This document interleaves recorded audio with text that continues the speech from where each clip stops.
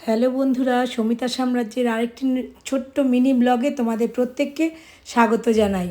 আজকে আমরা যাচ্ছি ব্যাঙ্গালোর ট্যুরিজমের একদিনের একটা প্রোগ্রাম, সেটা হচ্ছে দিব্য দর্শনম। এখানে 3টে ধাম দেখাবে আর একটা মিউজিয়াম দেখাবে।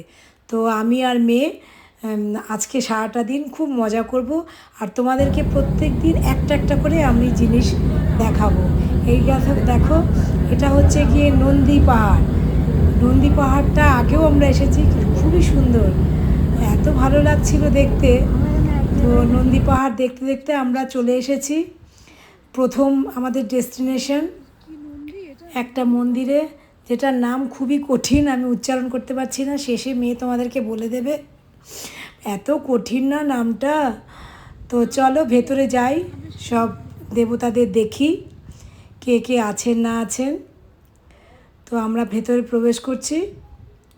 দেখো, ঢুকতেই ডান দিকে দেখলাম যে নন্দী মহারাজ বসে আছেন। নন্দী মানে এত সুন্দর এই মূর্তিটা, মানে সে আর বলার না। দেখো, এ হচ্ছে নন্দী, খুব সুন্দর। এখানে বেশিরভাগ সব মহাদেবেরই সব কিছু বেশি ঠাকুর, আর প্রত্যেকটা ঠাকুরের নামও খুবই কঠিন, আমি দেখিয়ে দেব, তোমরা ভিডিও স্টপ করে পড়ে নিও।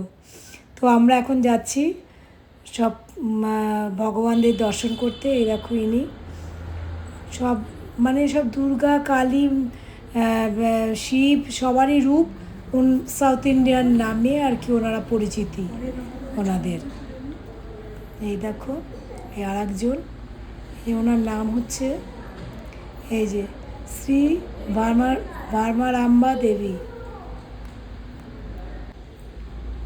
এটাও একটা শিবলিঙ্গই, কিন্তু এখানে ওনার নাম মহাকালেশ্বর জুনাম স্বামী।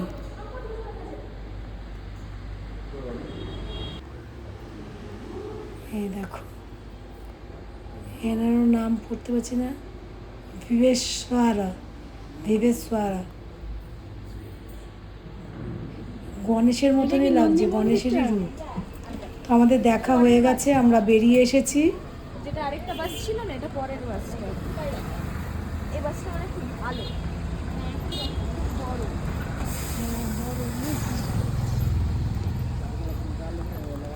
ভিডিও আমরা এখন কি মন্দিরে, আমি এত নাম উচ্চারণ করতে পারছি না, বসাবেশ্বরা মন্দির, এতে আছি। আমরা এখন বাসের অপেক্ষায় আছি, মানে বাসের দরজা বন্ধ, আমাদেরকে আটকে দিয়েছে। সবাই আসবে, জড়ো হবে, তারপরে বোধহয় খুলবে। যদি আমার এই মিনি ব্লগটা তোমাদের ভালো লাগে তাহলে প্লিজ লাইক, কমেন্ট আর শেয়ার করো, আর প্লিজ প্লিজ আমার চ্যানেলটাকে সাবস্ক্রাইব করো। পরবর্তীতে আবার আর একটা ছোটো ভিডিও নিয়ে তোমাদের কাছে আসছি, পরের ধাম দেখাবো।